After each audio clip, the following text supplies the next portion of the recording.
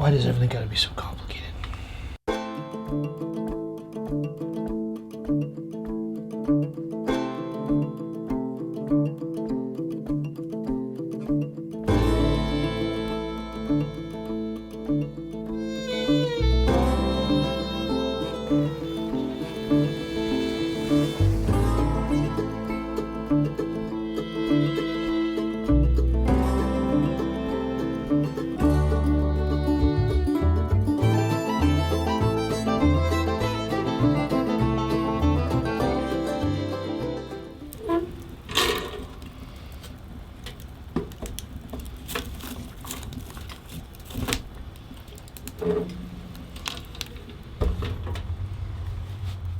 Hello everyone, welcome back to the channel.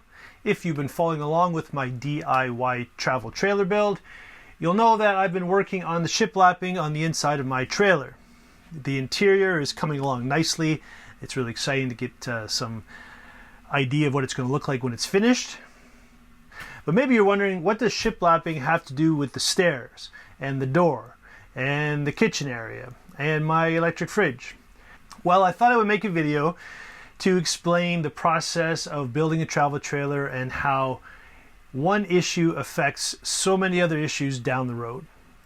As you can see, I'm at this stretch here where I need to cut a piece of shiplapping to extend past the window here. And what that does is that leads to the wood stove area and the door. Originally, my thought process was to remove the wood stove, run the shiplapping right to the trim of the door, and kind of reinstall the wood stove onto the wall, and then have the chrome trim, which is kind of like a heat protector, just over top of the shiplapping. When I look at the wood stove straight on, if there is a chunk of trim to the left and shiplapping to the right, to me it doesn't look symmetrical. To me it looks like the wood stove should be framed in. Now that changes things because I have to figure out what I'm doing for the trim. And before I could do that, I needed to finish up the door.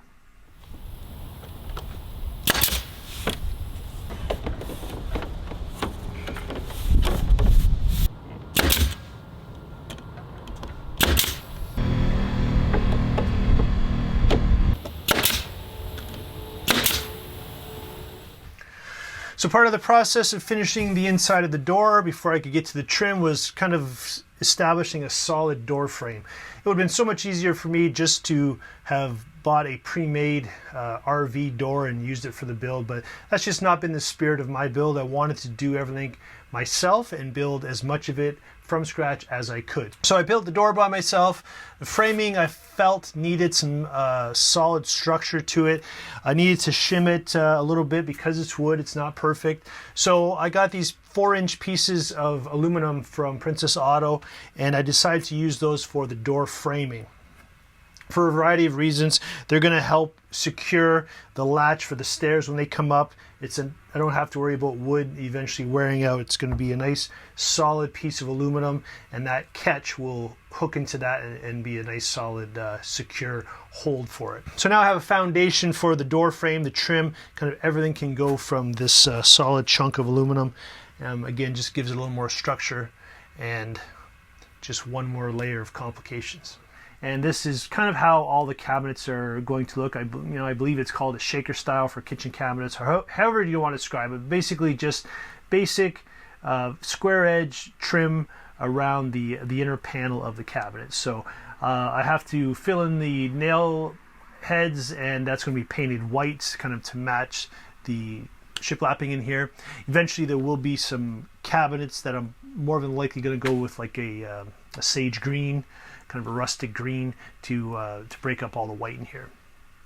And if I haven't told you, I'm also working on a floating table here that's going to be walnut and a black epoxy. So a lot going on. So if you haven't already done so, subscribe, because you're going to miss a lot of really cool stuff in here. So anyways, what I wanted to get into was how shiplapping has affected the kitchen area and the stairs. So let's go over there and let me explain to you that. So what I'm sitting on is my stairs for the last year.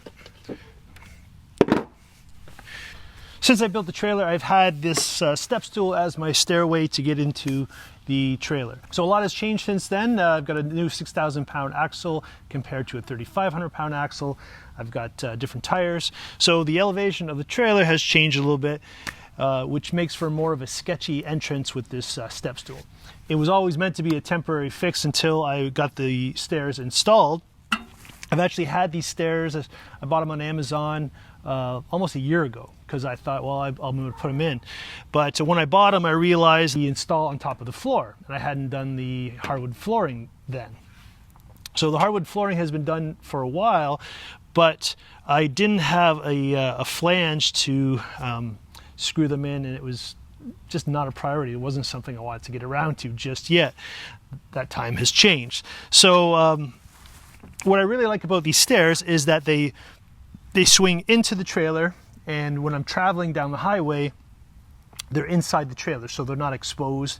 I don't believe it's a good idea to have stairs hanging down underneath the trailer. The whole reason I'm building this trailer is for ground clearance and to get into some really rugged spots. So I don't want to be ripping off my stairs. So anyways, that's why I got these stairs, because they fold in. But if you remember from past videos, there was a flange that came down here. This metal piece actually went right down to the bottom of the trailer. So when I went to install the stairs, I realized that my door was not going to work because it had to be trimmed, and it was low, and it needed to get cut. So I do have a solution for that. I have this kind of flange idea that I have planned for over top here, but I had to trim the door down, which was a really annoying job to have to do that. So I literally had to trim the bottom of the door down so I could get these stairs done. And the reason I had to do all that, because if I wanted to finish the inside of the door, I needed to know what the dimensions or the final dimensions were going to be. So again, multiple layers, how everything affects everything else. So just by wanting to finish the inside of the door meant I had to finish the stair installation. The threshold being waterproof was really important for me. So this aluminum piece here that I'll eventually paint black, I had that bent by my buddy Andrew at Windsor Metal Works. He's the one that bent all the metal for me for the trailer, and he actually built the metal frame of the trailer. So I took this small piece of metal to him. He did me a favor. He bent it into a couple of places. So now I have this nice solid aluminum threshold so that the stairs go on there, and if any water gets through the sides of the door, it will come down, and this threshold here is tilted out of the trailer so the water doesn't go into the trailer, slides out of the trailer. So that all had to get done before I could finish the interior of the door. And now what further complicates things is that these stairs swing into the trailer, but when they do, they're meant to latch onto the door frame, which is not going to work for the way I have built my door frame. So again, door frame connected to the shiplapping, connected to the stairs, connected to the interior of the door.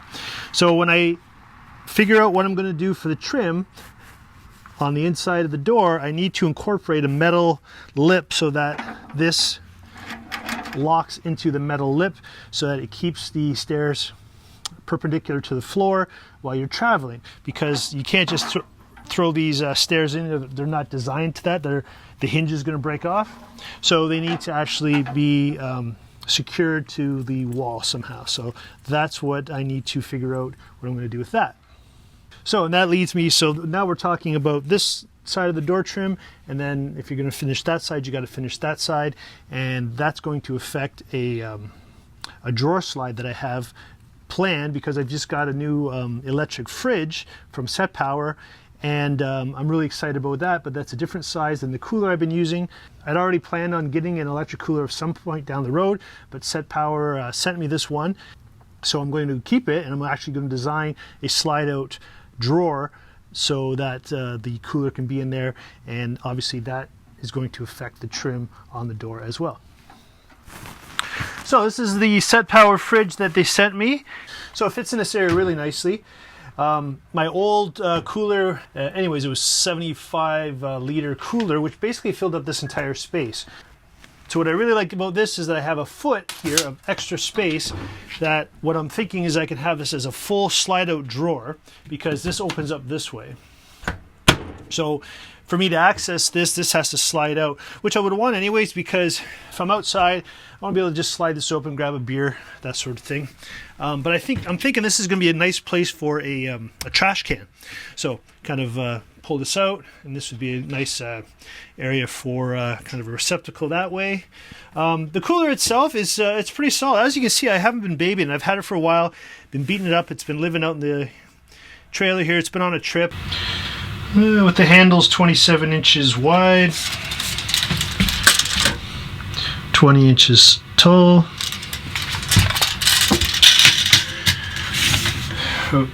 18 inches deep. Comes with a 12 volt adapter. You can plug it into a regular outlet.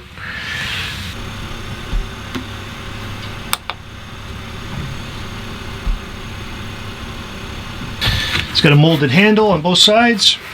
Easy to pick up, durable, it's not going to break, it's just molded as part of the shell.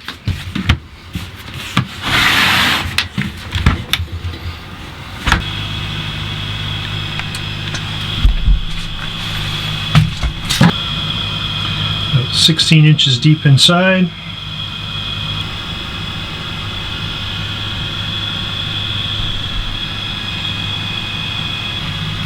Those are tall cans. Old-fashioned pop bottles at the bottom. Goes in there. Taller. So right now it's the compressor's running because I've had the trailer warm. It's 44, bringing it down to 36. And it's drawing about 106 watts. Once it gets the cooler down to temperature, that drops dramatically. Does not draw a lot of power. Very impressed with that. This is the cooler I'm going to be using. So it is November here, 2022. If you see this in the fall and the summer, you know that it's held up and I've been using it. And I can't see any reason why it shouldn't hold up. It's very quiet. You can reverse the lid. The lid can open this way or the other way. Controls are right here, and it powers in here. The nice thing about it, what I'm most excited about, is no ice. I had a system that I would freeze big chunks of ice in my freezer before I went on a trip, but I must admit I'm really excited about the idea of not having to deal with ice anymore. This is going to be my fridge. Very excited about it. There's a link in the description if you're interested in getting one. You get a discount and I would get a little kickback, which I'd really appreciate. But yeah, that's it on the Set Power fridge. And let's get back into all the other issues and layers of the trailer build. Oh, and really what started all this is this storage area here. I took down the temporary structure that I had here and I wanted to start the shiplapping, but I really couldn't finish this until the shiplapping was on here.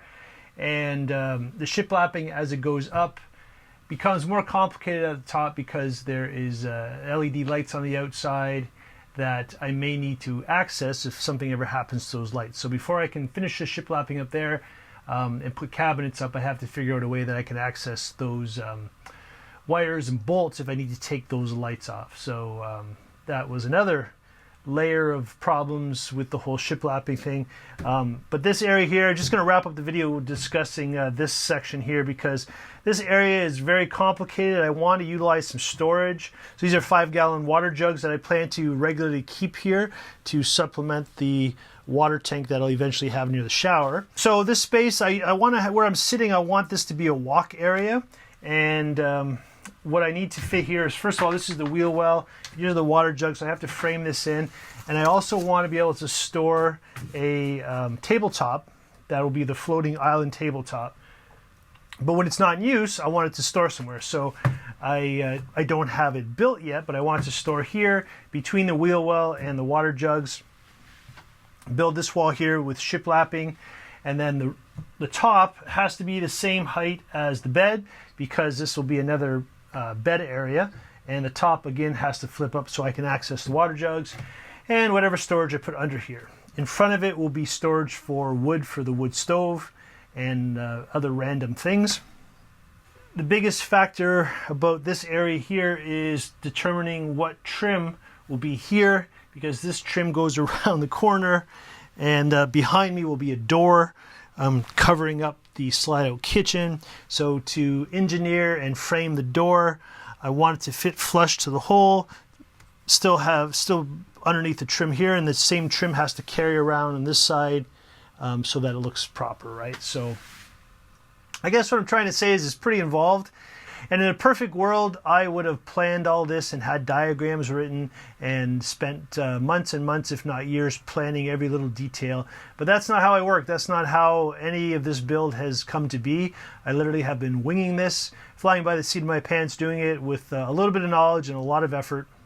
Ultimately, I know it will turn out the way I want it, but it certainly causes me more work than necessary as I do it this way. So always trying to be transparent with everyone, showing you the trials and tribulations of building my own travel trailer with zero experience, yet enjoying the process and really finding it rewarding and getting more and more happy with the results as they continue.